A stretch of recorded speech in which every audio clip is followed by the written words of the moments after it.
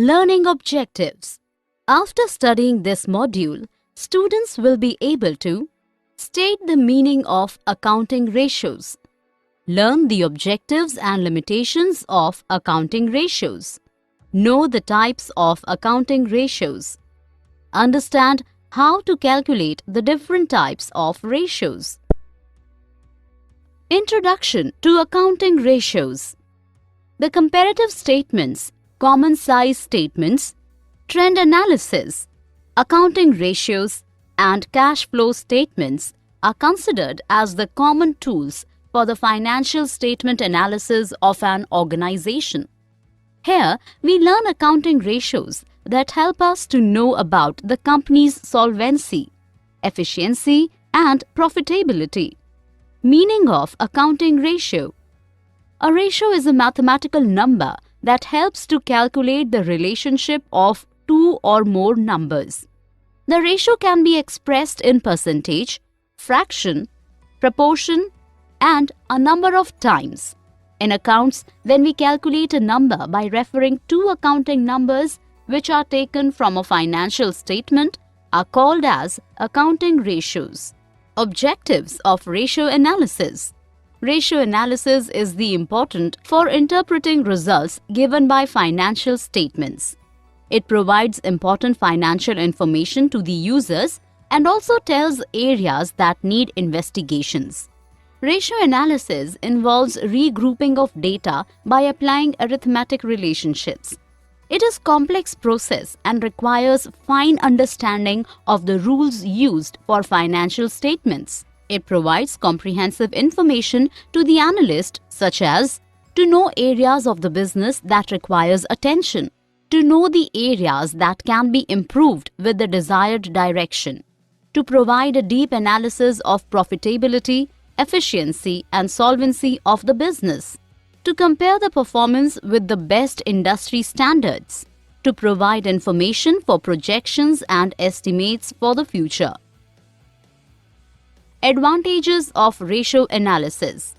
Ratio analysis improves the user's efficiency of conducting business. When a property is analyzed, the ratios make us understand various problem areas and bright spots of the business. The problem areas help management to make the situation better in the future and take care of such things. There are many advantages of ratio analysis. Helps to understand the efficacy of decisions. The ratio analysis tells whether the organization has taken the right kind of financial, operational, and investing decisions and help them to improve. Simplify complex figures and establish relationships. Ratio analysis simplifies complex accounting figures and summarizes the financial information effectively. It helps to assess firms' earning capacity, managerial efficiency, and creditworthiness. Helpful in comparative analysis. The ratio is not calculated for 1 year, but they help to explore the trends in year by year. These trends help to make projections about the business in the future. Identification of problem. Ratio analysis help in finding out problem areas as well as bright areas of the business, so that the problem areas can be improved and better areas can be more polished. Enabled SWOT analysis. Ratios tells about the changes in the business so that management can do strength and weakness analysis of their business to find the threats and opportunities of the business. Various comparisons. Ratio analysis helps to set benchmarks for the business and later to assess the business performance whether it is better or not. The solvency, profitability of the business is compared over the years within the organizational targets, with other organizations, and with standards that are set for the organization. Limitations of ratio analysis. Limitations of ratio analysis that arise from financial statements. As the ratios are calculated from the financial statements, so any issue in the financial statement will also creep in the derived analysis. There are certain limitations of the ratio analysis. Limitations of accounting data. Accounting data reflect a recorded fact. accounting conventions, and personal judgments all combined together. For example, profit of the business is not a precise and final figure. It is just an opinion of the accountant after applying accounting policies. So, the financial statements may not reveal the true state of affairs of the enterprises. And so, the ratios will also not give the true picture. Ignore price level changes. The financial accounting applies stable money measurement principle.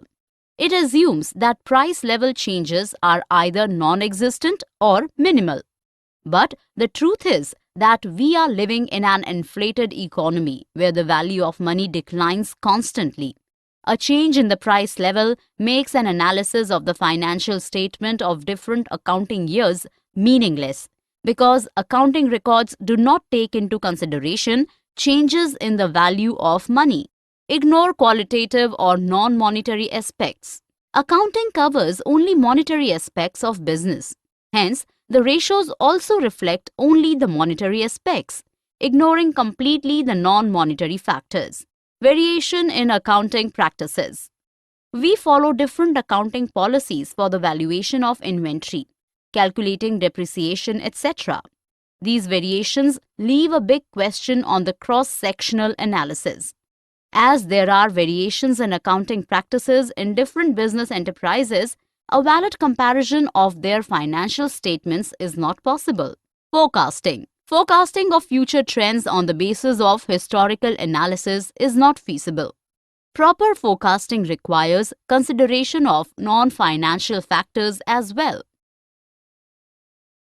Limitations of ratios. Now let's know some limitations of ratios.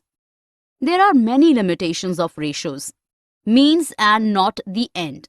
Ratios are means to reach an end, not an end itself. Lack of ability to resolve problems. The ratios are indicative and do not provide a solution for the problems. Lack of standardized definitions. There is a lack of standardized definitions of concepts used in ratio analysis. For example, there is no standard definition of liquid liabilities. Lack of universally accepted standard levels.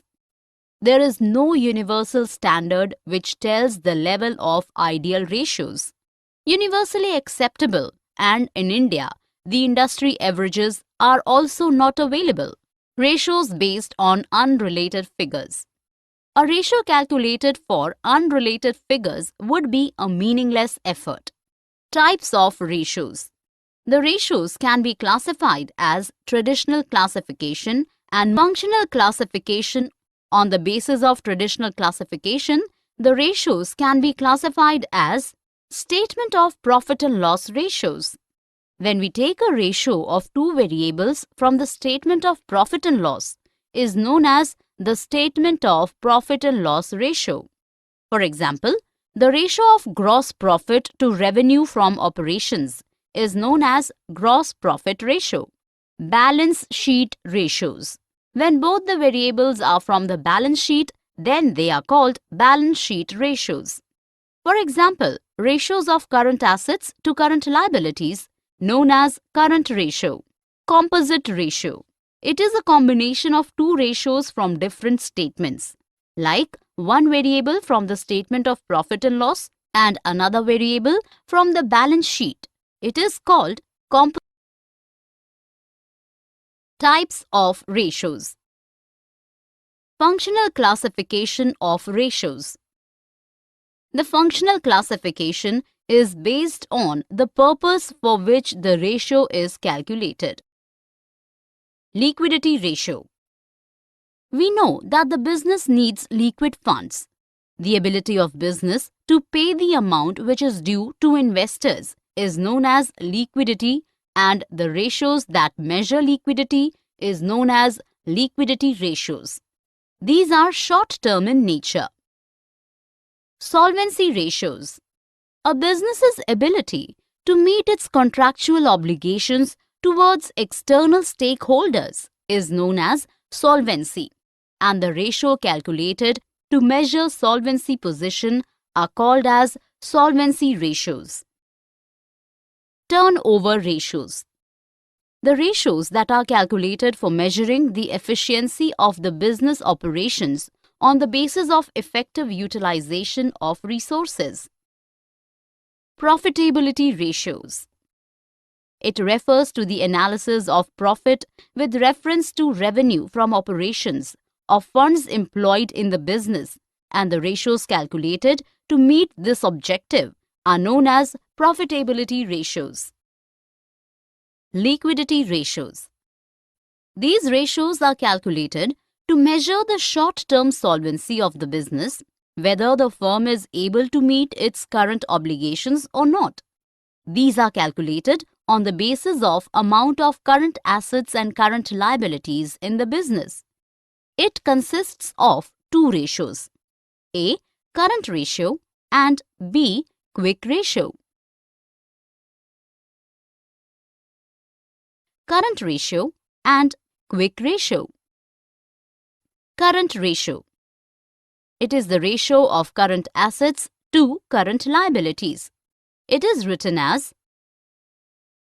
current assets include current investments, inventories, trade receivables, prepaid expenses, advance tax, and accrued income, etc. Current liabilities include short-term borrowings, creditors and bill payables, other current liabilities, and short-term provisions. Significance of current ratio. The current ratio should be reasonable. It should neither be very high or very low. A very high current ratio implies heavy investment in current assets, and it reflects underutilization or improper utilization of resources. A low ratio endangers the business and puts it at risk of facing a situation where it will not be able to pay its short-term debt on time. Quick ratio. It is the ratio of quick assets to current liabilities. The assets that can be quickly converted into cash are called as quick assets. While calculating quick assets, we exclude the prepaid expenses, inventories at the end, etc. It is calculated to give a check on the liquidity position of the business and is therefore also known as acid test ratio. Significance of quick ratio. The ratio provides a way to measure the capacity of the business to meet its short-term obligations without any flaw. Solvency ratios. The person who lends money to the business expects timely payment of his interest and repayment of the amount of principal at the end of the loan period. Solvency ratios are calculated to find out the ability of the business to service its debt in the long run. The following solvency ratios are calculated to find out the solvency of the business. Types of solvency ratios. Solvency ratios can be divided into the following categories. Debt-equity ratio. This ratio measures the relationship between long-term debt and equity. For security, capital structure with less debt and more equity is considered favorable as it reduces the chances of bankruptcy. It is calculated as long-term debts upon shareholders' funds. Significance of debt-equity ratio. This ratio measures indebtedness of an enterprise and tells the long-term lender regarding the extent of security of the debt. As discussed earlier, a low debt-equity ratio reflects more security. A high ratio, on the other hand, is considered risky. However, from the perspective of owners, greater use of debt ensures greater returns for them if the rate of earnings on capital employed is higher than the rate of interest payable. Debt ratio. The debt ratio refers to the ratio of long-term debt to the total of external and internal funds. It is computed as follows: long-term debts upon capital employed. Significance of debt to capital employed ratio. Debt equity ratio shows the ratio of long-term debts in the capital employed. Low ratio means lenders are secure and high ratio helps management in trading on equity. The debt ratio can also be computed in with regard to total assets. In that case, it usually refers to the ratio of total debts. Proprietary ratios. Proprietary ratio depicts the relationship of shareholders' funds to net assets. The formula to calculate the proprietary ratio is significance of proprietary ratios. Higher the ratio of shareholders' funds in financing the assets, the more security it will provide to the creditors. Total assets to debt ratio. This ratio calculates the extent of the coverage of long-term debts by assets. The higher total assets to debt ratio means that assets have been financed by owners' funds and the long-term loan is adequately covered by assets. Significance of total assets to debt ratio. This ratio mainly indicates the rate of external funds in financing the assets and the extent of coverage of their debts are covered by assets. Interest coverage ratio. This ratio deals with the servicing of interest on loan. It is a way to measure the security of interest payable on long-term debts. It expresses the relationship between profits available for payment of interest and the amount of interest payable. Significance of interest coverage ratio. It tells the numbers of times interest on long-term debts is covered by the profits available for interest. A higher ratio ensures safety of interest on debts. Activity or turnover ratio. These ratios tell the speed of activities of the business. These ratio expresses the number of times the assets are employed and if any assets are turned into sales during the accounting period. Higher turnover ratio depicts better utilization of assets and signifies improved efficiency and profitability, and as such are known as efficiency ratios. Types of activity ratios. The important activity ratios are as follows. Inventory turnover ratio. This ratio calculates the number of times out of operations inventory is converted into revenue during an accounting period. It tells the relationship between the cost of revenue from operations and average inventory. Significance of inventory turnover ratio. It is used to measure the liquidity. How many times the inventory is purchased and replaced during the year. Low turnover of inventory can be because of bad buying, obsolete inventory, etc. And high turnover is good, and it may be because of buying in small lots or selling quickly at low margin to realize cash. Trade receivables turnover ratio. The ratio that tells the relationship between credit revenue from operations and trade receivables is called as trade receivables turnover ratio. Significance of trade receivables turnover ratio. The speed at which the trade receivables are realized determines the liquidity position of the company. It tells the number of times the receivables are turned over and converted into cash in an accounting period. Higher turnover means speedy collection from trade receivables. Trade payable turnover ratio. Trade payables turnover ratio tells the pattern of payment of trade payable. A trade payable is created out of credit purchases and it expresses relationship between credit purchases and trade payable. Significance of trade payable turnover ratio. It tells the average payment period. Lower ratio means credit allowed by the supplier is for a long period or delayed payment to suppliers which may affect the reputation of the business. Types of activity ratios. Net assets or capital employed turnover ratio. It reflects relationship between revenue from operations and capital employed in the business. Higher turnover means better activity and profitability. Significance of net assets turnover ratio. High turnover of capital employed, working capital and fixed assets is a good sign and implies efficient utilization of resources. Higher turnover reflects efficient utilization, resulting in higher liquidity and profitability in the business. Profitability ratio. Profitability ratio helps to know the earning capacity of the business by utilizing the resources of the business. There is a relationship between the profit and the efficiency with resources are utilized in the business. Types of profitability ratio.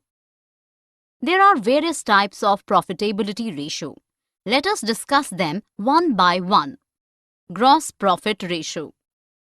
Gross profit ratio is a percentage of operations and revenues, which is also known as gross margin.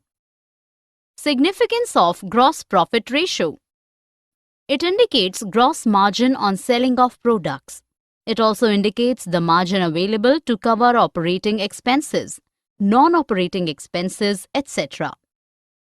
Change in gross profit ratio happens due to change in selling price or cost of revenue from operations or a combination of both.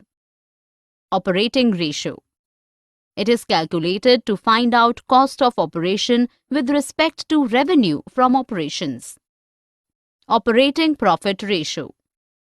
This ratio helps to calculate operating margin. Significance of operating profit ratio. This ratio helps to analyze the performance of the business and reflects the operational efficiency of the business. It is useful for inter-firm and intra-firm comparisons.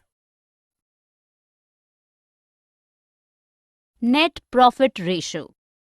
This ratio shows a relation of revenue from operation to net profit after deducting all the operational as well as non-operational expenses and incomes. Significance of net profit ratio. It tells about the profitability of the business and used in computation of return on investment. It also tells about the overall efficiency of the business. Return on capital employed or investment. This ratio tells about the overall utilization of the funds by the organization. Capital employed means long-term funds employed in the business, like shareholders' funds, debentures, and long-term loans. Capital employed may be considered as total of non-current assets and working capital of the business. Significance of return on capital employed ratio. It measures return on capital employed in the business. It tells about the efficiency of the business in utilization of funds invested by shareholders, debenture holders, and long-term loans. It also helps in inter-firm comparison. Return on shareholders' funds. This ratio is very important from shareholders' point of view, as they want to know whether their investment in the firm generates a reasonable return or not. The return should be higher than the return on investment. Otherwise, it would reflect that the company's funds have not been employed profitably. Earning per share. The earning per share refers to the amount of profit that is available to the equity shareholders. It is important to calculate earnings per share as it is important for the equity shareholders to know and also in stock market to know the price of the share. The profit that is considered for the EPS is the profit calculated after deducting the dividend on preference shares.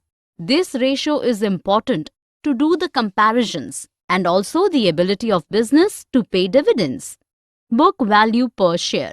This ratio is again important for equity shareholders as it reveals about the value of holdings of equity shareholders and the effect of market price on shares. Equity shareholders' fund are calculated after deducting preference share capital from shareholders' funds. Dividend payout ratio. This ratio calculates the share of earnings that are distributed to the shareholders. This ratio tells about the company's dividend policy and the growth in owners' equity. Price-earnings ratio. This ratio reflects whether the growth of firm's earnings and reasonableness of market price of the shares is as per investors' expectation or not. The ratio may vary from company to company or industry to industry. In same industry depends upon the perception of investors of their future. Summary. Let us summarize what we have learned in this module. A ratio is a mathematical number that helps to calculate the relationship of two or more numbers. Ratio analysis provides important financial information to the users and also tells areas that need investigations. Ratios makes us understand various problem areas and bright spots of the business. The ratio analysis tells whether the organization has taken the right kind of financial, operation and investing decisions and helps them to improve. Ratio analysis simplifies complex accounting figures and summarizes the financial information effectively. Accounting data reflect a recorded fact, accounting conventions and personal judgments all combined together. The ability of the business to pay the amount which is due to investors is known as liquidity, and the ratios that measures liquidity is known as liquidity ratios. A business's ability to meet its contractual obligations towards external stakeholders is known as solvency, and the ratio calculated to measure solvency position are called as solvency ratios. The ratios that are calculated for measuring the efficiency of the business operations on the basis of effective utilization of resources is called efficiency ratio. Solvency ratios are calculated to measure the short-term solvency of the business, whether the firm is able to meet its current obligations or not. The assets that can be quickly converted into cash are called as quick assets. Solvency ratios are calculated to find out the ability of the business to service its debt in the long run. Proprietary ratio depicts the relationship of shareholders' funds to net assets. The ratio that tells the relationship between credit revenue from operations and trade receivables is called the trade receivables turnover ratio. Trade payables turnover ratio tells the pattern of payment of trade payables. Profitability ratio helps to know the earning capacity of the business by utilizing the resources of the business. Gross